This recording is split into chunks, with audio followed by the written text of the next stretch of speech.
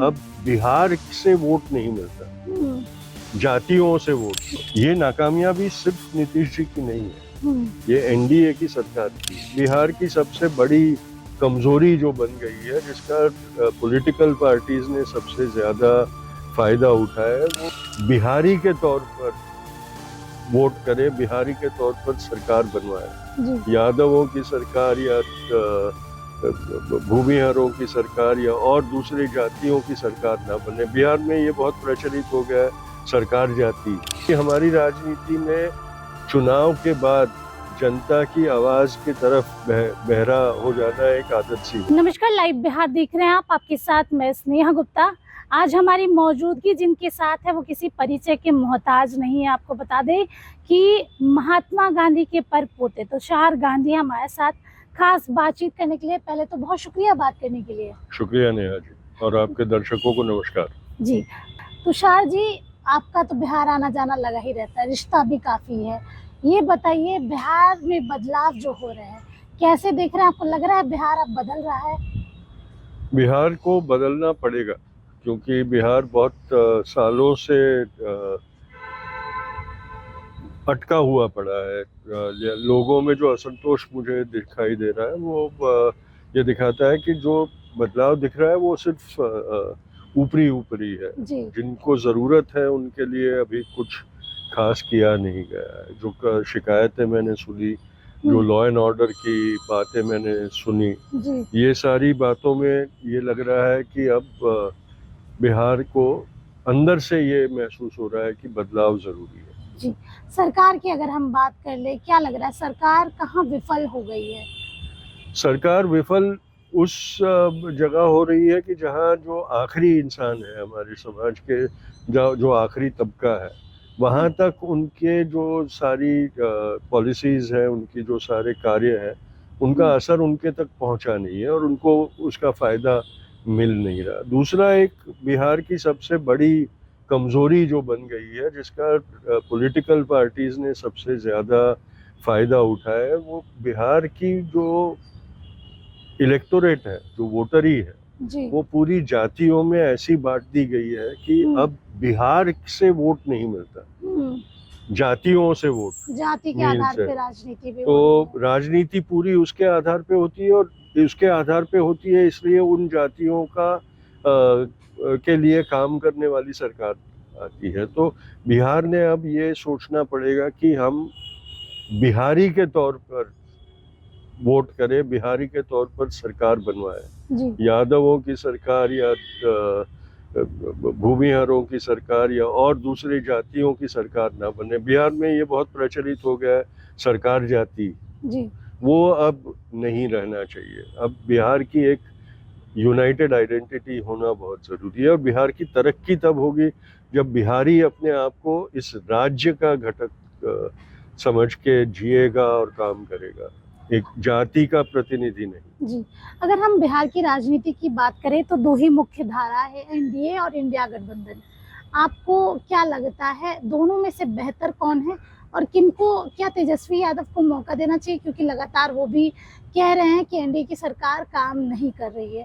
तो आप भी ये मानते हैं कि एनडीए की सरकार में काफी कुछ दिक्कतें आ रही हैं, सरकार ढंग से काम नहीं कर रही है? एनडीए की सरकार में दिक्कतें आ रही है। 20 साल से एनडीए किसी न किसी तरीके से बिहार पे राज कर रहा है और उसका असर अब दिख नहीं रहा। तो बदलाव ज़रूरी है, और अगर बदलाव करना है तो एक ऑप्शन इंडिया अलायंस है, उसमें तेजस्वी जी काफ़ी मेहनत भी कर रहे हैं। और डेमोक्रेसी में बदलाव होना, जो प्रजातंत्र होता है, उसकी सबसे बड़ी ताकत होती है कि वो बदलता रहता है, वो लोगों को मौके देता रहता है।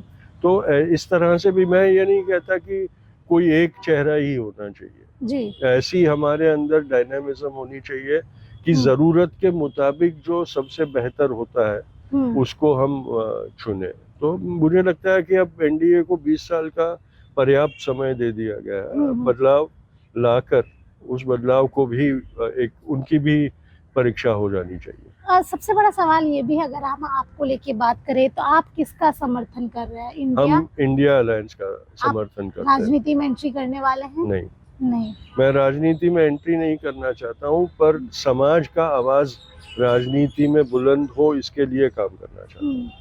क्योंकि हमारी राजनीति में चुनाव के बाद जनता की आवाज की तरफ बहरा हो जाना एक आदत सी हो गई है। ये जो फितरत है वो उसके खिलाफ हमने काम करना चाहिए, क्योंकि हम राजा नहीं चुन रहे हैं, हम लोक प्रतिनिधि चुनते हैं, और उनको लोक प्रतिनिधि बन के ही लोगों की आवाज पर के मुताबिक और इच्छा के मुताबिक काम करने की आदत डालनी पड़ेगी। एक सवाल ये भी आपसे पूछ ही लेती हूँ, क्या चुनावी प्रचार प्रसार में तुषार गांधी जी नजर आएंगे?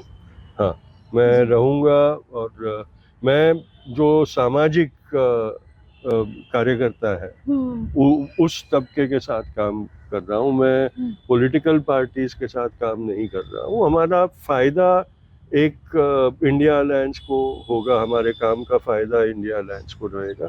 उनके मंचों पे भी मैं जाऊंगा, लेकिन हम एक सामाजिक मूवमेंट लेके चलने वाले हैं। एक और सवाल आपसे पूछ लूंगी, मुख्यमंत्री नीतीश कुमार को लेके कहा जा रहा है उनका स्वास्थ्य ठीक नहीं है, असहज है, उनको कंट्रोल किया जा रहा है, 2-4 मंत्री हैं वही चला रहे हैं। आप भी ये मानते हैं कि मुख्यमंत्री नीतीश कुमार अब बिहार के लिए काम उस तरीके का नहीं कर पा रहे हैं? क्योंकि बिहार में अगर हम बात करें बढ़ते अपराध की, अभी मुजफ्फरपुर में नाबालिग बच्ची के साथ जिस तरीके से दुष्कर्म किया गया, पटना पीएमसीएच में 9 घंटे का लंबा इंतजार, और उसके बाद उस बच्ची ने प्राण त्याग दिए, और ऐसे में मुख्यमंत्री नीतीश कुमार का इस मुद्दे पर भी चुप रहना, क्या मानते हैं आप? देखिए, नीतीश जी ने 20 साल तक बिहार के लिए काम किया। जब उनके प्रोडक्टिव साल थे उसमें उन्होंने बिहार की सेवा की है, उसका हम उनका आभार मानते हैं। लेकिन अब वो वक्त आ गया है, और मैं स्पष्ट ये कहना चाहता हूँ कि एनडीए भी ये चुनाव नीतीश जी की रिटायरमेंट के लिए ही लड़ रहा है। वो भी नीतीश जी को वापस हावी होने नहीं देगा।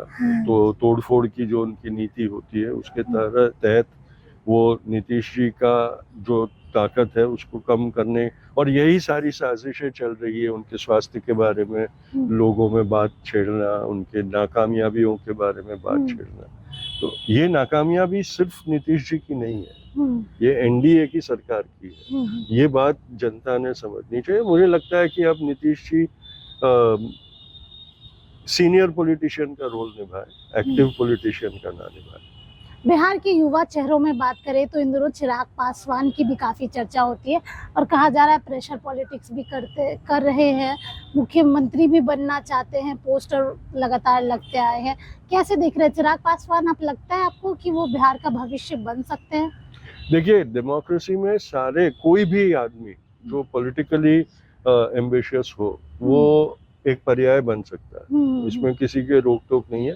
चिराग पासवान को एक धरोहर भी है, तो वो कोशिश करे, उसमें कोई बुराई नहीं है। लेकिन जिस अलायंस में है वो अलायंस को अब काफी मौके मिल गए, अब दूसरी तरफ जाने का वक्त आ गया है, इसलिए उनको इंतजार करना होगा। जनता का क्या मिजाज है? क्योंकि आप भी लगातार लोगों के बीच रहते हैं, आपको लगता है कि इस बार एनडीए का साथ जनता छोड़ देगी और दूसरी धारा का साथ अपनाएगी, तेजस्वी यादव का, राहुल गांधी का, महागठबंधन का?